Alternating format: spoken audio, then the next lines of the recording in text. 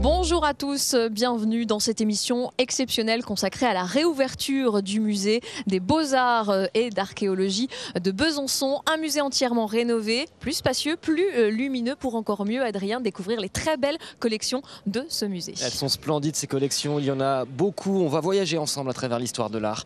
On va vous faire découvrir des toiles que le monde entier nous envie. On entrera là où le public n'a pas accès. Bref, le musée n'aura plus aucun secret pour vous. Pour la visite, c'est maintenant, c'est parti, suivez-nous.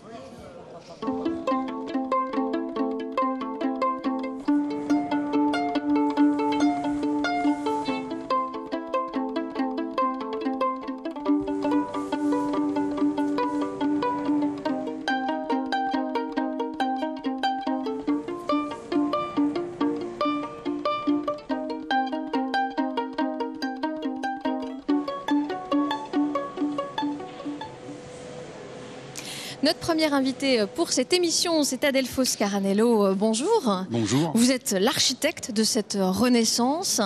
Vous êtes l'homme qui a fait finalement passer ce musée de l'ombre à la lumière. On est sous un magnifique puits de lumière ici. Oui, tout à fait. Donc cette lumière, elle descend de verrières extrêmement importantes qu'on a créées dans ce bâtiment. Ces verrières, elles ont été créées également pour amener un maximum de lumière naturelle. Parce que la lumière naturelle dans un musée, aujourd'hui, c'est important, quoi. Pourquoi c'est important? Qu'est-ce que ça change dans l'impression qu'on a quand on rentre dans un musée? Alors, ça change beaucoup de choses ici. Ça change la perception de l'œuvre. On remarquera ici qu'on a une perception globale du tableau. Et avec les couleurs, presque on pourrait imaginer que les peintres ont travaillé dans des ateliers. Et nous, on a cette vision-là aujourd'hui, quoi. Et c'est une lumière qui change du coup aussi? Donc un tableau, on ne le voit pas de la même manière le matin que le soir? Ah oui, c'est une lumière qui change et en plus là on a utilisé une peinture donc, qui est un blanc de Meudon. C'est pas vraiment un blanc comme on trouve dans les musées. C'est une peinture qui va effectivement diffracter la lumière en fonction de la journée de manière très très différente, notamment sur des grands murs. Ça c'était des murs qui n'étaient pas utilisés avant, effectivement. Voilà. Vous avez réapproprié, enfin vous êtes réapproprié de l'espace. On gagne je crois 1000 mètres carrés, c'est ça, c'est énorme. Tout à fait, 1000 mètres carrés et puis beaucoup de mètres linéaires de simèse. Donc la simèse c'est l'endroit où on va accrocher le tableau. Donc là, on voit ici un élément extrêmement important, c'est que c'était des murs, en fait, c'était des murs de l'ancien bâtiment Marnotte qui était une cour. Ici, on était dans une cour. C'était à la base une halle au grain. Tout à fait, ça, voilà. Ouais. Et dans cette cour, Miquel a construit ce bâtiment, qui était un bâtiment relativement introverti, si vous voulez. Et donc, nous, on a décidé de plâtrer donc, ces grands murs Marnotte, ces anciens murs de la cour, et on y a accroché les tableaux. Donc aujourd'hui, depuis le bâtiment Miquel, on regarde... Alors le bâtiment Miquel, c'est l'autre architecte. Voilà, c'est le bâtiment... années 70. Voilà, années 70, en béton, tout en béton. C'est ça aussi l'autre défi pour vous, c'est de faire dialoguer deux architectes. En fait, vous êtes celui qui harmonise le tout. Tout à fait. Alors, vous parliez de la lumière naturelle, et donc la lumière naturelle, mais on peut parler aussi du regard, parce que ce bâtiment, c'est comme une sculpture avec des vides. Et en fait, nous, ce qu'on a fait également, c'est qu'on a percé des arcades qui étaient bouchées dans le bâtiment de Marnotte pour créer, si vous voulez, un dialogue entre ces deux bâtiments. Ce qui fait que d'ici, on voit une autre pièce, on est incité un peu, on peut aller un peu où on veut, au gré de ce qu'on découvre. Alors c'est le défi un petit peu de ce musée, c'est son originalité, sa spécificité, si je puis dire, au niveau national, c'est qu'on va confronter visuellement l'archéologie avec la peinture contemporaine ou ancienne, et on fait circuler le regard, on fait circuler la lumière, et ça c'est vraiment une vraie spécificité de ce musée. Adelfo, je vous propose de se retrouver dans quelques minutes. Le temps, Adrien, peut-être de savoir ce que le public, puisqu'il est entré ici depuis 10 heures ce matin, pense de ce nouveau musée. Les réactions sont unanimes, Aude, déjà le public. Il peut voir les œuvres de très très près. Regardez, on est vraiment juste à côté des statues. Et la deuxième chose, on voit le public lever les yeux vers le ciel. On se rend compte des dimensions de l'espace très ouvert de ce musée qui a rouvert donc ce matin. Vraiment, vraiment, beaucoup de monde ici au musée des Beaux-Arts de Besançon. On va un peu demander des réactions aux visiteurs. Bonjour madame. Bonjour monsieur. Vous habitez à Besançon? Oui, un petit village aux alentours. Alors vous connaissiez le musée des Beaux-Arts et d'Archéologie avant? Très très longtemps. Quel effet ça fait de le voir transformé aujourd'hui? Écoutez, c'est vraiment superbe, très lumineux. On est content que Besançon nous ait fait un aussi beau musée. En tous les cas, on en a plein les yeux, plein la vue. Et puis voilà, donc on est venu découvrir ce musée. En famille? En famille, avec ma fille et mon petit-fils. Comme quoi l'art est ouvert à tout le monde. Je crois que c'est le cas aussi pour vous, monsieur. Vous êtes venu en famille pour découvrir les collections du musée. Quelle impression pour l'instant? Vos premiers mots, premières émotions? Premières émotions très impressionnantes. On a commencé par le premier étage. On va poursuivre sur les étages supérieurs. Mais bon, effectivement, après 4 ans de fermeture, très impatient de découvrir cet endroit. Et le peu que j'ai vu déjà témoigne d'un travail énorme qui a été fait pour ce musée. Donc on est vraiment très très content d'être là cet après-midi. Voilà. Parce que là, donc, on est tout au début de la visite. Il vous reste encore... Il nous reste tout à faire. Alors, on commence seulement. Oui, qu'il était grand. Il est immense, il vous reste beaucoup d'étages, on va les découvrir ensemble, mais d'abord, sachez que les œuvres, avec toute cette lumière, elles s'observent différemment selon que l'on vient le matin, le midi ou le soir. C'est tout le travail de la lumière et je crois que vous allez continuer à en parler avec votre invité, Aude. Ah oui, tout à fait, Adrien, on va parler de la lumière, on va aussi parler, et surtout, j'allais dire, de la complexité de ce chantier. On disait qu'il a fallu réunir 2 architectures. Ça a été compliqué à quel moment pour vous ? Alors, ça a été compliqué, surtout dans les phases d'émolition, parce que donc un chantier de restructuration, de réhabilitation, on découvre des choses au dernier moment qui étaient inaccessibles, soit à l'intérieur des dalles, soit à l'intérieur de la toiture. Comme ici, on a remplacé une grande partie de cette toiture, on l'a transformée. En verre, avec un verre spécialisé. Tout à fait, du fait du poids qu'on a ramené sur cette toiture. Donc, on a été amené à faire des interventions techniques importantes, quoi. En dehors de la lumière, il y a une chose qui frappe et qui est marquante ici, c'est qu'on est... les œuvres sont à hauteur d'homme, il n'y a rien pour nous retenir. Oui. On peut les toucher quasiment, alors il ne faut pas les toucher, mais c'était un pari audacieux, non ? Je pense que ce pari, il naît véritablement de la nature même de ce musée dans lequel on circule. Après, c'est tout un dialogue aussi avec les conservateurs. Eux décident aussi de cette question.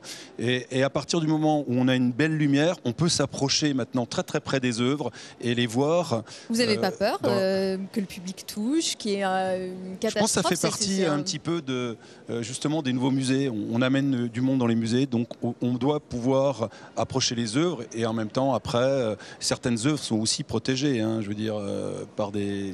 Oui, on imagine bien. Là, on est dans une pièce, on l'a dit, il y a plusieurs étages, plusieurs espaces, il y a aussi plusieurs ambiances. Ça, c'était aussi dans le cahier des charges, c'est-à-dire au fur et à mesure où on chemine, on change d'ambiance, on change d'atmosphère. Tout à fait. Alors souvent les musées, on est dans des musées dans lesquels on va avoir un parcours chronologique, donc on va passer de pièce en pièce. Ici, on est presque dans un musée d'une nouvelle...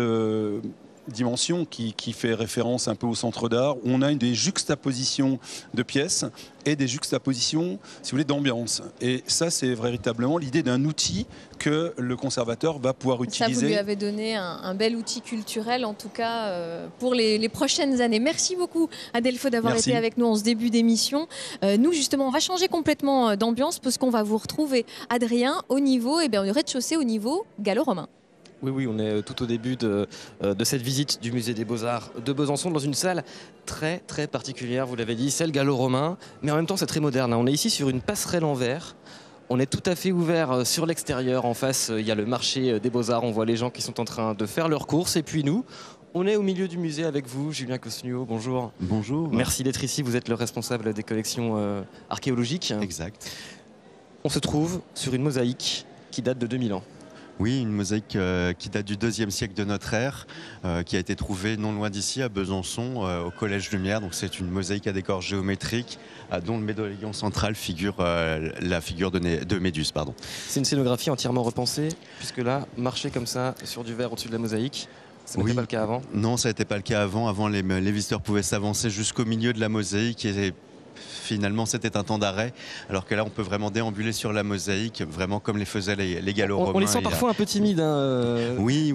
J'ai vu certains visiteurs avoir un peu le vertige, mais arrivé au milieu de la passerelle, ils traversent sans aucun problème. Et on arrive en face de la mosaïque de Neptune, qui est vraiment une œuvre majeure du musée des Beaux-Arts de Besançon. Oui, exact. Cette mosaïque donc figure la divinité des eaux en triomphe sur son char.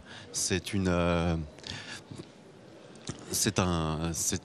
vraiment une œuvre majeure, elle est absolument splendide, tant par sa qualité d'exécution que par la palette de couleurs qui a été utilisée par l'atelier de mosaïste. On a du mal à croire qu'elle date du 2e siècle après Jésus-Christ, c'est ça, hein? Oui, c'est exact. Sa qualité est exceptionnelle. Elle a été rénovée? Elle a été restaurée, oui. Elle a été restaurée pendant pratiquement 1 an et demi à l'atelier de Saint-Romain en Galles, un atelier spécialiste dans la restauration des mosaïques. Il a fallu la changer de support, donc on a enlevé tout le support en bois et en plâtre qui était très lourd et qui la contraignait.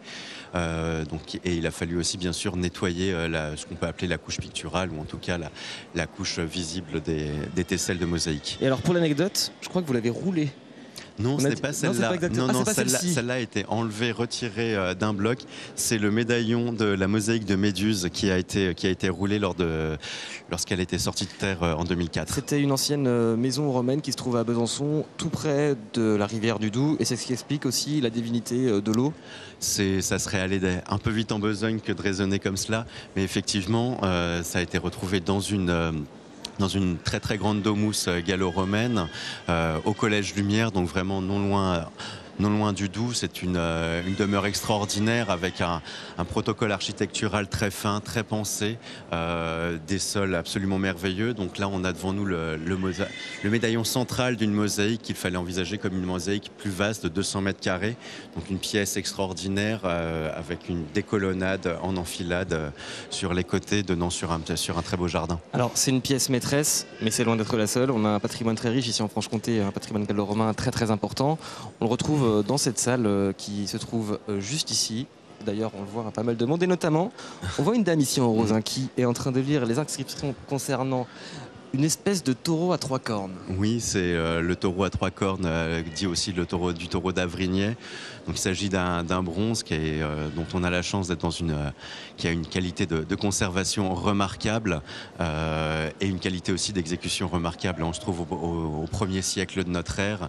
C'est un petit peu l'emblème de nos collections d'archéologie. Oui, il a été trouvé en plus il y a relativement longtemps, au XVIIIe siècle. Elle a écumé les différents cabinets de collectionneurs depuis ce temps-là, et elle est achetée par le musée à la fin du 19e siècle. Ce qui est intéressant, c'est que c'est déjà une œuvre d'art, quoi. Même si elle a 2000 ans, déjà à l'époque, les gens avaient le souci d'avoir des objets beaux. Oui, et même bien avant, hein, le monde gallo-romain n'est pas le précurseur dans la représentation artistique. On a des représentations artistiques et symboliques dès les périodes les plus anciennes de l'humanité. On pense bien sûr à la grotte Chauvet, etc. Et parmi ces périodes, la période de l'Égypte antique, on vous retrouvera tout à l'heure à côté d'une momie. Vous allez voir une momie ancienne de Céramon. C'est assez incroyable, vous verrez. Très bien, au revoir. Et nous, on n'est pas encore à la momie. Nous, on est au XVIIe siècle avec le directeur de ce très beau musée, Nicolas Surlapierre. Bonjour, merci d'être avec nous. On le disait ici, le nouveau musée a permis d'avoir beaucoup plus d'espace, donc présenter beaucoup plus de collections. Le chiffre est impressionnant, il y a près de la moitié aujourd'hui des collections qui n'ont jamais été présentées ou qui sont inédites. Elles sont inédites, oui, parce qu'elles étaient en mauvais état de conservation, donc on ne pouvait plus les présenter sur nos cimaises, et ça a permis aussi de très belles redécouvertes, et des redécouvertes qui nous ont permis aussi d'attribuer des tableaux, ce qui est si important, cet exercice si important pour la peinture, notamment ancienne, et même pour les dessins. Donc là, pendant 4 ans et demi, vous en avez profité pour faire de la restauration ? Oui, de la restauration fondamentale. On a eu la chance d'avoir un budget exceptionnel pour restaurer nos collections et redonner à nos collections le lustre dont elles avaient besoin. Parce que c'est ce que j'allais dire, dans l'ancien musée, c'était presque dommage. On avait presque moins envie de les regarder. Là, on a vraiment envie, effectivement, d'y passer du temps. Oui, parce qu'on a enlevé les vernis qui avaient jauni, les œuvres étaient devenues opaques, et on a permis de retrouver ces différentes lumières latérales, notamment sur le voué ou encore sur le très beau Georges de la Tour, qui est une lumière si importante pour l'architecte Louis Miquel, parce que Louis Miquel, c'est en regardant cette œuvre qu'il a compris qu'une œuvre ne pouvait pas simplement se regarder de face, mais devait aussi se regarder de profil, et c'est ce profil qui l'a intéressé. Quand on parle des collections ici, on dit toujours, effectivement, on oublie, mais le musée des Beaux-Arts de Besançon a vraiment de très très belles collections importantes en France. Je pense notamment au Cranach, par exemple, c'est ça ? Oui, on est le 2e ensemble de Cranach en France en termes de peinture. Le premier ensemble, c'est le Louvre, comme souvent dans l'histoire des musées, avec 8 peintures de Cranach. Nous en avons 5. C'est déjà pas mal.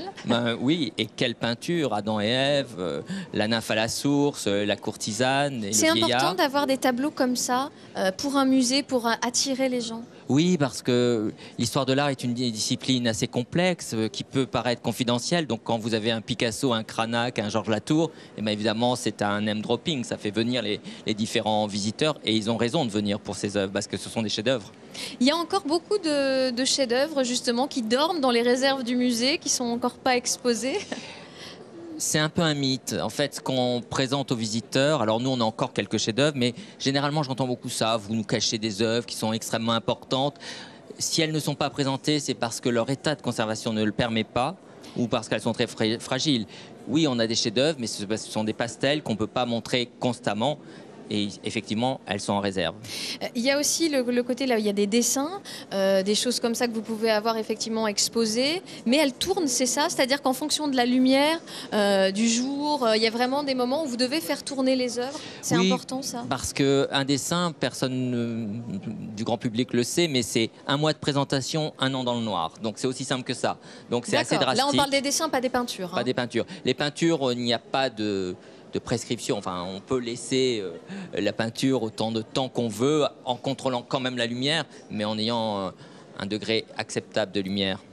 Alors, les dessins, parfois, ils ne sont pas visibles au public. Eh bien non, il existe d'ailleurs des endroits un peu cachés, préservés, où Adrien Gavadi, eh bien, vous avez eu la chance de vous rendre pour découvrir notamment de très très beaux dessins. C'est vrai que là, Aude, on se sent privilégié. On entre dans une très belle pièce, interdite d'habitude au grand public. Elle est réservée aux conservateurs du musée. C'est le cabinet des dessins. Voilà, c'est réservé aux conservateurs, c'est réservé aux chercheurs également, qui viennent du monde entier pour la collection de dessins de Besançon. 6500 dessins avec des feuilles très célèbres. C'est l'une des plus importantes collections de France d'ailleurs. C'est en tout cas, parmi les cabinets de dessin de province, l'un des tout premiers. Parmi ces collections, bien sûr, vous avez choisi aujourd'hui de nous montrer des Fragonard. J'ai choisi Fragonard. C'est la fierté du musée aussi. Exactement, j'ai choisi Fragonard puisqu'en fait c'est le plus grand ensemble conservé dans un musée français.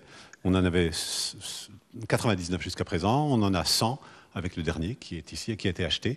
Alors pour préciser un peu les choses, qui est Fragonard? Fragonard, c'est un peintre français qui est né en 1732, qui est mort en 1806, donc il couvre toute la seconde moitié du XVIIIe siècle, et qui est assez caractéristique en fait de ces artistes qui vont faire le voyage d'Italie. Ça, c'est sa grande spécialité, mais c'est un portraitiste aussi absolument exceptionnel. Hein. D'ailleurs, on voit ici un portrait de jeune fille. Alors voilà, le premier portrait, là, c'est le portrait donné comme étant le portrait de la fille de Rosalie, la fille de Fragonard, qui est morte à 18 ans chez les bergers de Grandcourt.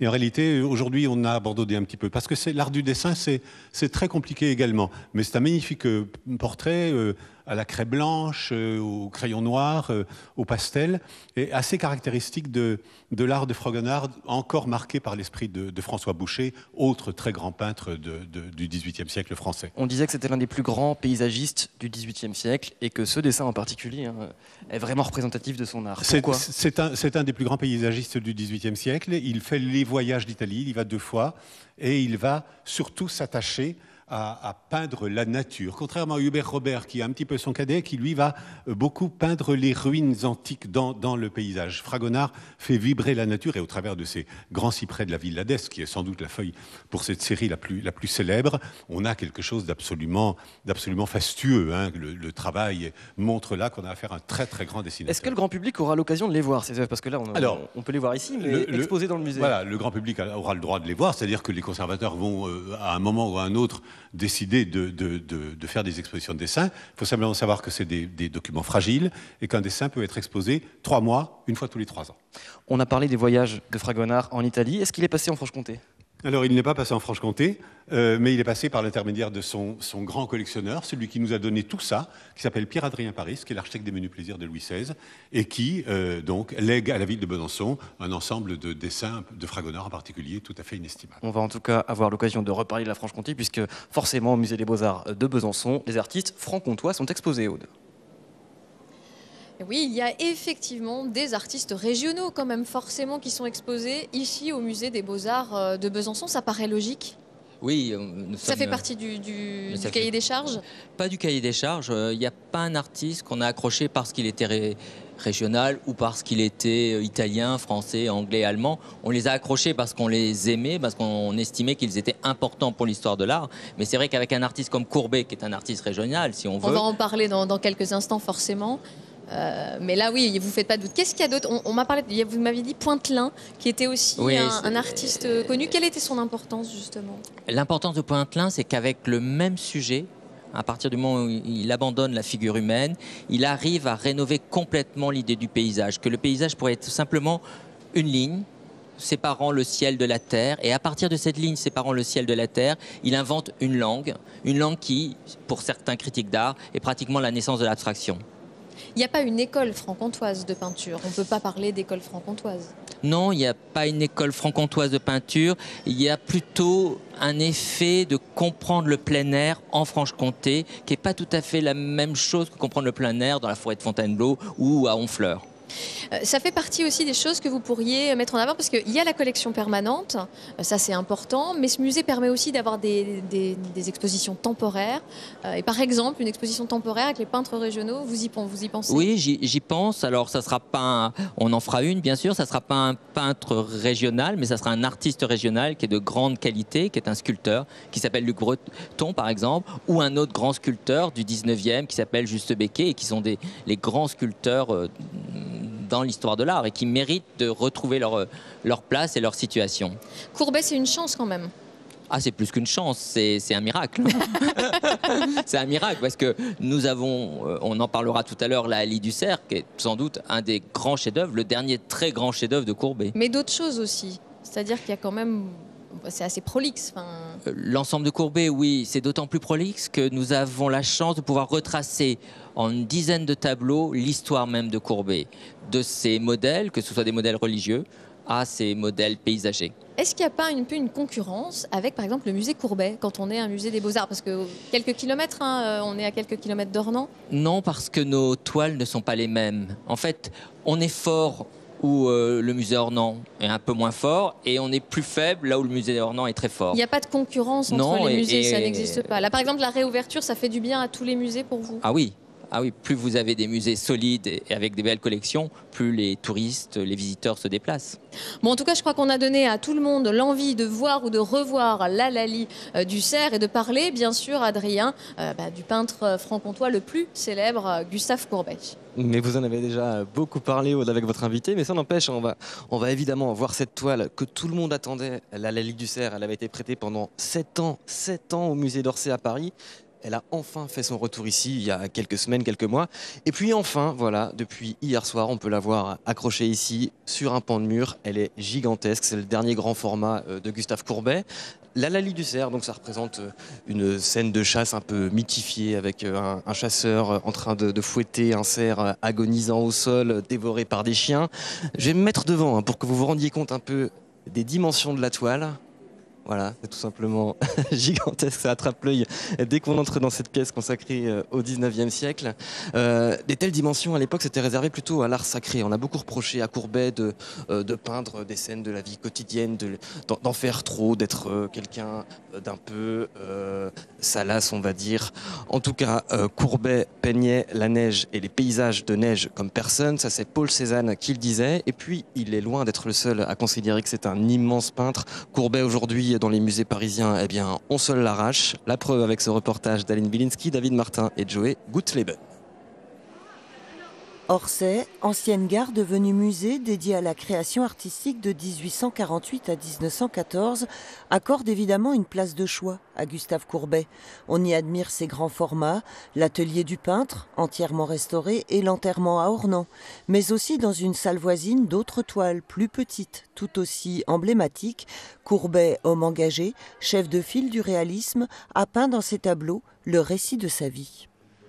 Il a réussi quelque chose d'absolument exceptionnel, c'est-à-dire qu'il a réussi à porter à l'universel les paysages de la Franche-Comté, comme celui du Puy Noir derrière moi. C'est-à-dire que sa partie intime, du coup, est devenue quelque chose que tout le monde reconnaît.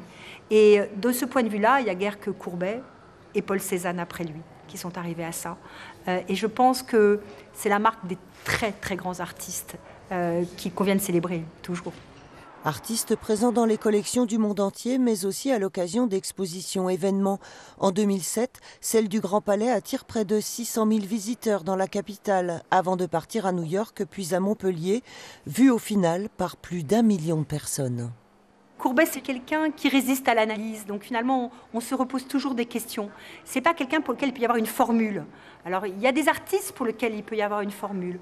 Courbet, il n'y a pas de formule toute faite. Ou du moins, toutes ces formules peuvent être reprises ou reconsidérées. C'est la grande force de cette peinture-là. Donc finalement, à chaque exposition, à chaque nouveau propos, comme l'exposition Courbet et la nature à Ferrare en ce moment, c'est l'occasion de repenser, de reprendre les éléments, de mettre en perspective autrement. La peinture de Gustave Courbet fait déplacer les foules, mais une toile à elle seule peut-elle avoir le même effet ? Le retour de la Laly du Cerf à Besançon après 7 années passées à Orsay fut un événement en soi, et la toile n'a pas fini de faire parler d'elle. La peinture de chasse, la peinture animalière n'est pas vraiment un genre français. C'est un genre plutôt britannique. Et élever comme ça la peinture de chasse à la hauteur de la peinture d'histoire, du regard du format, mais au regard aussi des poses, qui jouent vraiment sur quelque chose des codes de la grande peinture, c'est vraiment une œuvre absolument magistrale. Et donc, un grand chef-d'œuvre comme ça, qui bougera forcément peu pour des questions de conditions et d'état, c'est fondamental pour un musée, et c'est fondamental pour tout ce qu'on peut raconter à côté. Le dernier grand format de l'artiste est un atout maître du musée des Beaux-Arts et d'Archéologie, un des joyaux des collections byzantines. Elles sont belles les collections byzantines. On est avec Laurent Devez, le directeur de l'école des Beaux-Arts. Il ne va pas nous dire le contraire, je pense. Bonjour. Non, bonjour. On est dans cette très très belle salle du 19e siècle. Absolument magnifique. Oui. Quand on est directeur d'une école, un musée, c'est forcément indispensable d'avoir un musée des Beaux-Arts. Alors, non seulement c'est indispensable, mais en ce qui concerne celui-là, c'est particulièrement chanceux. L'Institut supérieur des Beaux-Arts, l'ISBA, c'est une école qui forme évidemment des créateurs d'aujourd'hui, des créateurs contemporains, en art graphique comme en art. Mais ça ne serait pas pensable si on n'était pas relié à un tissu qui est pour nous, c'est patrimonial, ça veut dire évidemment ce que le père transmet, les héritages successifs, mais ont comme sédimenté notre culture visuelle. Et qu'on le veuille ou non, on a tous un peu de Léonard en nous, on a tous un peu de Boucher ou de Courbet, surtout dans cette région. Donc il faut savoir que nos yeux, quand bien même on n'est pas des spécialistes d'histoire de l'art, ont été préformés par tous ces chefs-d'œuvre. On ne peut plus aujourd'hui imaginer une baigneuse sans avoir des visions d'odalisques. Voilà. Mais aujourd'hui, j'allais vous dire, vos étudiants, ils ont Internet. Je vais me faire l'avocat du diable. Les tableaux, ils peuvent les voir par Internet. Alors c'est vrai qu'ils peuvent les voir par Internet, mais par Internet, vous n'aurez jamais ce que vous êtes en train de vivre là, maintenant. Vous êtes dans une salle où, par exemple, la notion de romantisme qui...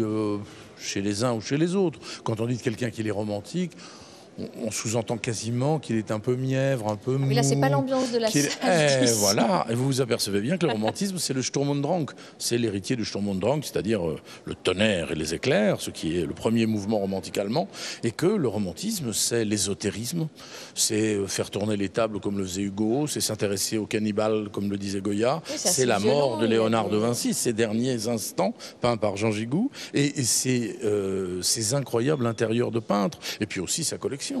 Fait qu'il collectionne. Et ça, c'est quoi? On le ressent, on le voit, le fait de voir plusieurs œuvres en même temps. C'est le fait de le voir, mais bien aussi. sûr. C'est vraiment le fait de le vivre. J'allais dire, c'est une expérience physique. À un moment donné, vous êtes dans une salle et vous vous tournez. Alors, j'ose pas le faire parce qu'on est à la télévision, mais vous vous tournez. Et ben voilà, vous vous tournez. Et tout d'un coup, vous avez le tournis, quoi. Vous êtes devant toutes ces œuvres qui vous interdisent d'avoir sur le romantisme, par exemple. Mais ça serait vrai en parlant de l'Antiquité gréco-romaine. Et ça vous a manqué pendant 4 ans et demi, même s'il y a d'autres musées, bien évidemment. Mais... Bien sûr que ça nous a manqué parce qu'on savait, enfin en tout cas moi, bien sûr, qu'il l'avait fréquenté, les richesses inouïes de et qui étaient mal exploitées, du coup.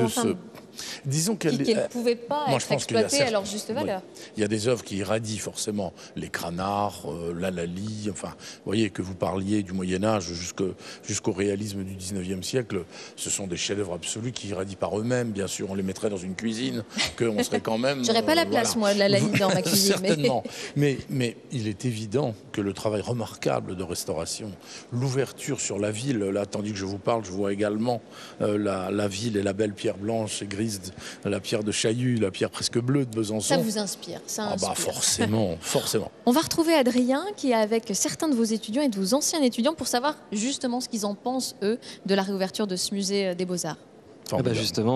Justement, Monsieur Deves peut être fier de ses étudiants puisque dès le premier jour de l'ouverture, ils sont là, ils sont à côté de moi, ils sont venus à 4 pour nous parler évidemment de ce musée et qui est un peu évidemment leur outil de travail.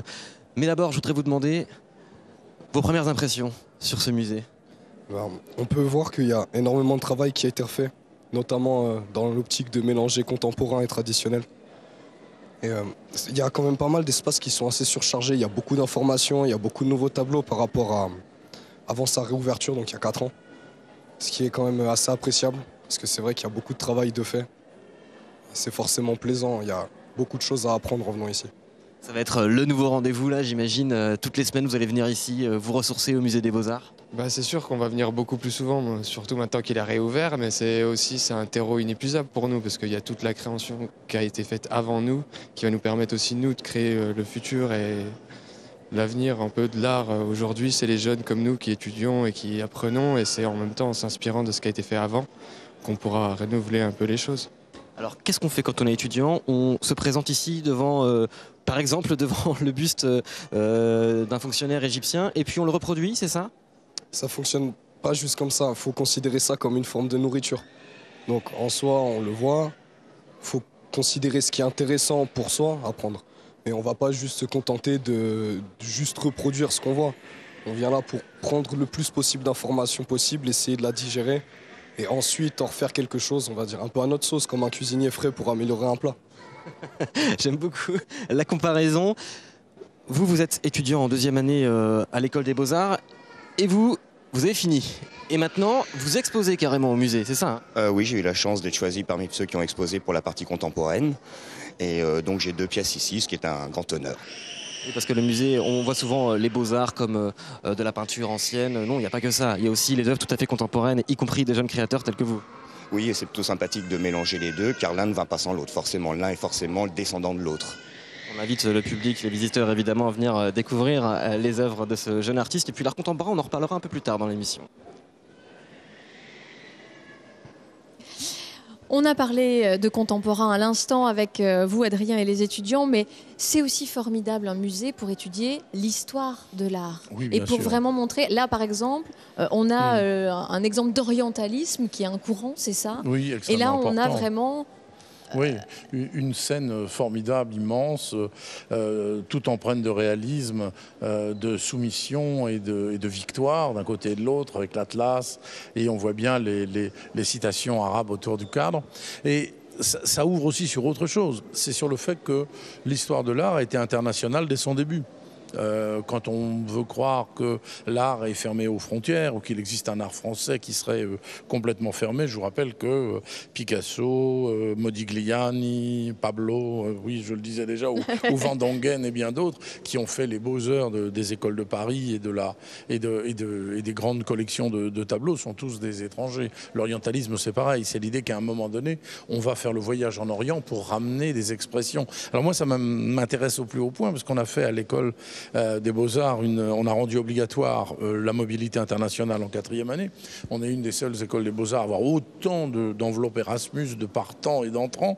On est vraiment traversé par l'international. Et ça, par exemple, ça me permet d'ancrer cette histoire-là dans une tradition et de bien rappeler que le patrimoine, c'est en effet du contemporain qui est devenu, par choix, c'est nous qui le décidons, patrimonial. Mais toutes ces œuvres ont été contemporaines. Excusez-moi, c'est la palissade, mais il faut le rappeler. Il y a une question que je voulais vous poser, on l'a évoqué un petit peu plus tôt avec l'architecte, c'est le fait qu'on peut ici toucher quasiment les œuvres. Bien sûr. On est vraiment dedans. Même pour la technique, pour vos élèves qui étudient beaucoup la technique, en quoi c'est intéressant et c'est important? Ah bah vous ne pouvez pas savoir à quel point, là je ne peux pas m'empêcher de lorgner vers l'Alali, enfin partout, mais par exemple à l'Alali vous allez regarder très précisément avec un groupe d'élèves le nombre et la façon de peindre la neige dans ce tableau. Vous ne pouvez pas imaginer, vous avez 50 nuances de blanc. 50 nuances de blanc au moins, entre la neige molle, la neige qui est accrochée au sapin, la neige qui est encore en suspension derrière la nuage. Comment voulez-vous la prendre de façon abstraite? Il y a un moment donné, il faut le voir. D'où peut-être aussi l'importance de dire, c'est pas parce qu'on a fait une fois le musée des Beaux-Arts Mais bien sûr. qu'il faut plus y retourner. Bien sûr, d'autant que dans la vie, mais ça je crois que nos élèves le savent profondément parce qu'ils se destinent à ces carrières. Mais dans la vie, on a des peintures préférées ES. Vous arrivez pour en général les grands tableaux, les célèbres, et puis tout d'un coup vous allez vous arrêter devant une petite toile de Ruysdael sur, là je parle pas moi, avec du sable et du rivage. Et je l'ai vu hier, celle-là. Mais en tout cas, pour faut la pas première hésiter fois. à revenir, ne serait-ce que pour aller voir une ou deux toiles. C'est exactement comme quand vous dînez avec des amis. Vous dînez souvent avec des amis semblables. En général, ce sont vos amis. Voilà. Et c'est pas pour ça que vous vous dites on l'a déjà fait, on ne revient pas. C'est une sorte de partage, une sorte de banquet. Donc bien sûr qu'il faut revenir, mais exactement comme vous invitez vos amis à dîner chez vous. En général, c'est pas qu'une fois puis plus jamais en disant je l'ai déjà fait. Il y a une chance qu'ont vos étudiants, et vous aussi et nous aussi, c'est d'avoir une toile comme le Bronzino. Si je vous parle du Bronzino, forcément, ça vous parle tout de suite. Forcément. Eh ben, on va en parler avec Adrien qui est devant cette toile magistrale. Je suis pas exactement devant Aude, je suis juste à côté parce qu'en fait on fait durer un peu le suspense, elle est tellement magistrale qu'on va vous la dévoiler dans quelques secondes. On est avec Johan Rimaud, conservateur ici au musée des Beaux-Arts et puis spécialiste de toutes ces toiles majeures, parmi lesquelles, voilà, le Bronzino, la déploration sur le Christ mort, considéré comme le chef-d'œuvre absolu du musée. Pourquoi cette toile en particulier est-elle si réussie, si importante dans l'histoire de l'art ? Alors c'est une œuvre qui est un peu ici par erreur en quelque sorte, c'est-à-dire que c'est un tableau qui n'aurait pas dû être à Besançon, que la plupart des grands musées du monde nous envient. C'est une œuvre qui est ici parce qu'elle a été offerte au XVIe siècle à Nicolas de Granvelle par les grands-ducs de Toscane, mais qui avait été réalisée pour un des commanditaires les plus prestigieux d'Europe. Et depuis que cette œuvre est à Besançon, elle n'a jamais quitté la ville. C'est devenu une sorte d'icône, c'est un peu la Joconde de la ville.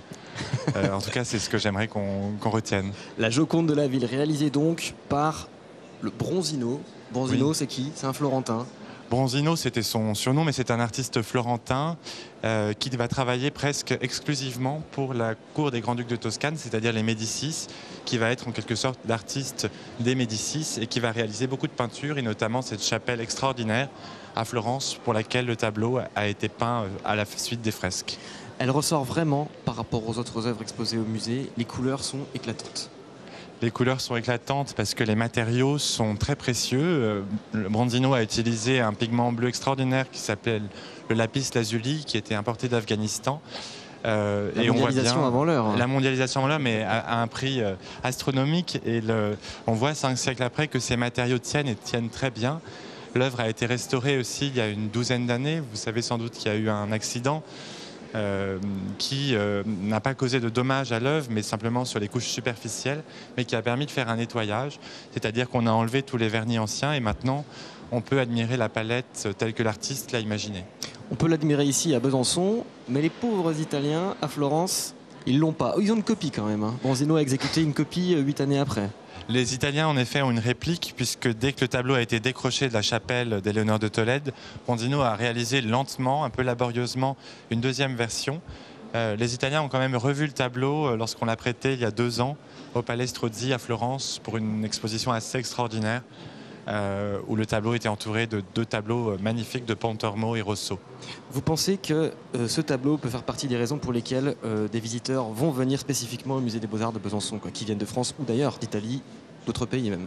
J'espère, c'est déjà un peu le cas. Il y a des historiens de l'art qui viennent de New York, d'Italie, d'Angleterre, spécialement pour voir le Bronzino, c'est déjà le cas. Mais j'aimerais que ce soit pas seulement des historiens de l'art, mais aussi un public plus nombreux qui se déplace pour cette œuvre et pour les autres. Vous avez parlé tout à l'heure des conditions qui ont fait que cette toile s'est retrouvée un peu par hasard à Besançon. C'est donc un Médicis qui l'a offert au Granvelle via Charles Quint, Granvelle étant le bras droit de Charles Quint. C'est un peu aussi un don diplomatique. On apaise les relations en donnant pas de l'or, mais une œuvre majeure. Oui, c'est une pratique qui aujourd'hui serait peut-être un petit peu répréhensible, mais au XVIe siècle et dans l'Europe des Habsbourg, Vous avez raison, Nicolas de Granvelle est le bras droit de Charles Quint. Charles Quint l'appelait son lit de repos. C'était vraiment son homme de confiance. Et les Médicis, nouvellement installés sur le trône de Florence, grâce à Charles Quint, vont faire ce cadeau, notamment parce que les Farnèse, grands concurrents des Médicis, auront fait un cadeau quelques années auparavant, eux aussi, à Nicolas de Granvelle. Donc il y a une compétition aussi dans ces cadeaux de grand luxe. Et voilà comment un cadeau de grand luxe au Granvelle contribue à l'histoire prestigieuse du musée des Beaux-Arts de Besançon. Eh oui, la famille Granvelle. Si je vous dis la famille Granvelle, sans elle, hein, pas de première collection publique finalement. De toute l'histoire du musée des Beaux-Arts de Besançon repose sur cette famille quelque part. Et sur l'abbé Goiseau. Sur l'abbé Boiseau, évidemment, parce que son travail, bien avant 1694, ça a été justement de réunir les collections Granvelle pour les léguer à la ville afin qu'elles soient disponibles au public. Et c'est pas le seul grand donateur, c'est-à-dire que ce musée peut bénéficier d'une telle collection, d'une telle richesse, parce qu'il y a eu à un moment donné beaucoup de donations. Oui, parce qu'on n'est pas un musée chaptal, c'est-à-dire on n'est pas un musée de saisie révolutionnaire, mais nous sommes un musée de donateurs. Et le deuxième très grand donateur, c'est Pierre-Adrien Paris, en 1819, qui place le musée parmi les plus grands musées de France par la donation d'art du XVIIIe siècle. Qu'est-ce qu'il vous a donné, par exemple? Quelles sont vraiment les pièces maîtresses qui viennent de... Il nous a donné Boucher, il nous a donné Fragonard, il nous a donné Hubert Robert, tous les grands dessinateurs, artistes du XVIIIe siècle, Natoire, Vanloo, étaient passés dans sa collection. Et c'est une donation quasiment inestimable et qui place véritablement le musée de l'époque comme un musée de beaux-arts de premier plan en région. Il y a un autre donateur aussi, un peu plus tard, pour l'art contemporain aussi. Oui, qui est plutôt l'art moderne. C'est Georges Besson qui donne 200 œuvres à la ville de Besançon. Enfin, il les donne à l'État pour que ce soit dévolu au musée de Besançon. Parmi les artistes qu'il a collectionnés, je citerai quelques inconnus comme Matisse, comme Signac, Marquet et d'autres encore qui... garnissent nos cimaises d'une des plus belles donations d'art moderne en France. Est-ce qu'aujourd'hui, vous avez encore des donations? Est-ce qu'il y a encore des donateurs pour le musée des Beaux-Arts? Bien sûr, il y a encore des donations qui sont d'ailleurs en négociation pour continuer à faire croître et à développer cette collection. Mais ça, c'est un peu secret. Comment on a... C'est la question que j'allais vous poser. Vous allez peut-être me dire que c'est encore secret, mais est-ce que le musée acquiert aujourd'hui des toiles avec de l'argent? Est-ce qu'il y a un financement pour l'acquisition de certaines œuvres? Bien sûr, et d'ailleurs je suis monté au créneau parce que c'est mon rôle pour qu'on ait un vrai budget d'acquisition. Car notre rôle, c'est aussi de compléter ce qui nous manque, de compléter les ensembles aussi dans lesquels nous sommes très forts. Et donc, effectivement, nous avons un budget d'acquisition. Et on le fait comment, ce budget? Parce que j'imagine que... Alors, il y a des entrées, bien sûr, du musée, mais est-ce qu'il y a quoi? Il y a encore des mécènes? Il y a des bienfaiteurs aujourd'hui du musée? C'est pas les entrées des musées, puisque ça, il y a une règle de la finance publique, de finances publiques, dont je vous fais grâce, mais c'est tout simplement plutôt le mécénat, et la ville décide un budget qu'elle met pour les acquisitions. Et je dois dire qu'on est aidé aussi par les Amis des musées, car la principale activité des Amis des musées, c'est de nous trouver des fonds pour acheter des œuvres. Ça fait partie, ça, de votre travail, j'imagine, d'aider, de faire en sorte que les gens puissent continuer à soutenir le musée? Oui, ça fait partie de mon travail, et ça fait surtout partie de mon travail de trouver l'œuvre. Et après, une fois que vous avez la bonne œuvre, vous savez convaincre. C'est pas forcément une œuvre contemporaine, hein. On Non. est bien d'accord, c'est-à-dire que vous pouvez encore acheter des œuvres anciennes. Tout à fait. L'acquisition marquante pour la réouverture du musée, c'est une œuvre magnifique de Benaschi, qui est un grand artiste du XVIIe siècle napolitain et qui manquait sur nos apostolados. Alors il y a une histoire en tout cas incroyable dans ce musée d'une pièce qui a atterri ici, qui a été, on va dire, donnée d'une manière assez particulière. C'est l'incroyable histoire de la momie, Adrien. Ah oui, s'il y a une histoire à retenir peut-être dans les différentes acquisitions du musée des Beaux-Arts de Besançon, c'est peut-être celle-ci. On est en plein romantisme, en pleine histoire vraiment, vraiment incroyable. C'est l'arrivée de cette momie, c'est Ramon, qui est ici juste à côté de nous. Vous allez nous dire, Julien, comment cette momie s'est retrouvée très loin de l'Égypte, à Besançon? Oui, effectivement, c'est une histoire assez incroyable que l'arrivée de cette momie à Besançon. L'histoire est somme toute assez simple. Il s'agit voyageur et d'un artiste, un dénommé Monsieur Reynes, qui arrive à Besançon. Il accompagne sa maîtresse, qui est une artiste qui vient chanter à Besançon, et il a ce sarcophage et cette momie dans ses valises. Donc il dépose par la suite cette sarcophage et ces momies au musée, parce que c'est quand même quelque peu encombrant. Il le dépose au musée et malheureusement, ce Monsieur Reynes décède par la suite et donc la momie reste en possession du musée. C'est comme ça qu'on se retrouve avec une momie à Besançon. Alors ce fameux Reynes, il faisait un peu le tour de France au gré des concerts de son amie actrice ou chanteuse ? Chanteuse. On a du mal à imaginer comment on peut transporter une momie aussi grande dans ses bagages. Oui, ça fait partie un petit peu de cette idée, oui, effectivement très romantique de ce des collectionneurs de la fin du 19e siècle qui parcourent quelque peu la Méditerranée à la recherche d'objets insolites.